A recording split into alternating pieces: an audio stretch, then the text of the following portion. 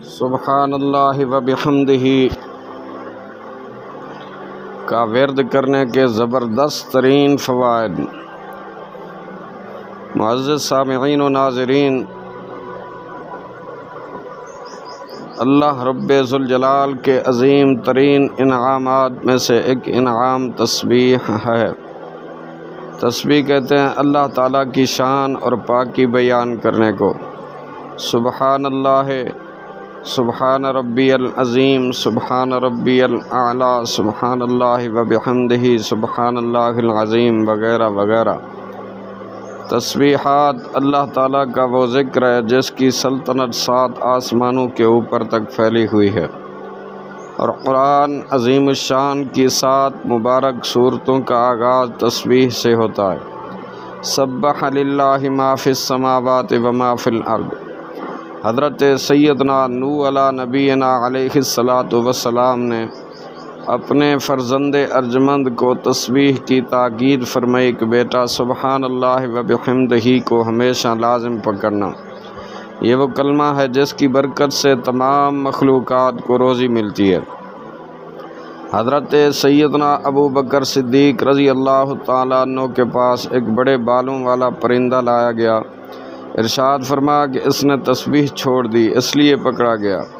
سبحان اللہ و بحمدہ، سبحان اللہ العظیم تسبیح میں گناہوں کی پاکی بھی ہے۔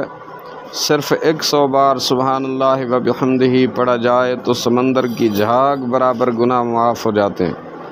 تسبیح میں جنت کی آبادی بھی ہے کہ ایک بار سبحان اللہ پڑھنے سے جنت میں اپنی ملکیت کا ایک درخت لگ جاتا ہے۔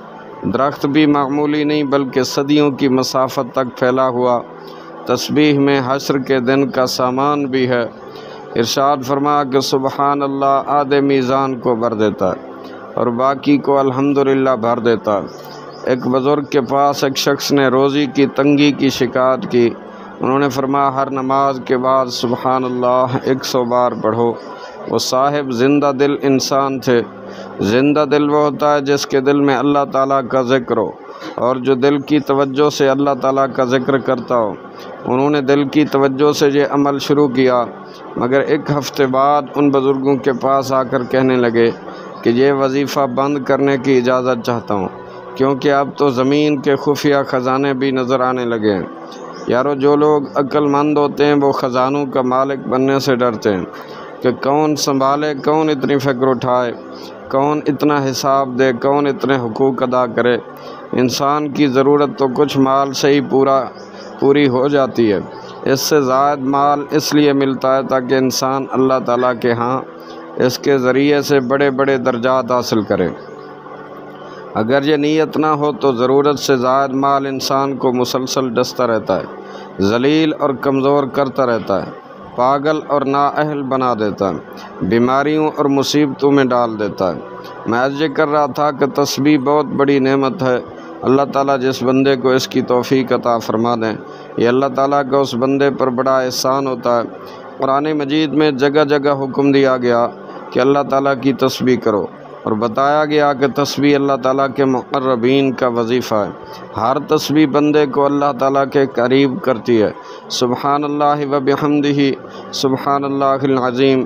قرآن مجید میں کئی جگہ اللہ تعالیٰ کی تسبیح ہے، کبھی فرشتوں کی زبانی اور کبھی انبیاء کرام علیہم السلام کی زبانی، اور کہیں کسی اور قرینے سے۔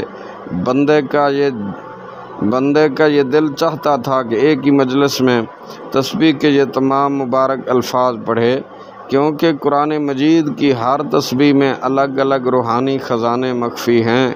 اللہ رب ذوالجلال کی بارگاہ میں دعا ہے، خالق لم یزل ہم سب کو اپنے ذکر کی، اپنے نام کی تسبیح ہمیشہ اپنی زبان پر لانے کی توفیق عطا فرمائے۔ اللہ رب ذوالجلال جل مجدہ الکریم ہمیں ہمیشہ اپنے مبارک اسماء کی ورد کی توفیق عطا فرمائے۔ سبحان اللہ و بحمدہ عدد خلقہ، سبحان اللہ و بحمدہ رضا نفسہ، سبحان اللہ و بحمدہ زنۃ عرشہ، سبحان اللہ و بحمدہ مداد کلماتہ، سبحان اللہ و بحمدہ عدد خلقہ، سبحان اللہ و بحمدہ رضا نفسہ، سبحان اللہ و بحمدہ زنۃ عرشہ، سبحان اللہ و بحمدہ مداد کلماتہ، سبحان اللہ و بحمدہ عدد خلقہ، سبحان اللہ و بحمدہ رضا نفسہ، سبحان اللہ و بحمدہ زنۃ عرشہ، سبحان اللہ و بحمدہ مداد کلماتہ، سبحان اللہ و بحمدہ سبحان اللہ العظیم و بحمدہ استغفر اللہ ولا حول ولا قوة الا باللہ العلی العظیم، سبحان اللہ والحمد للہ ولا الہ الا اللہ واللہ اکبر ولا حول ولا قوة الا باللہ العلی العظیم۔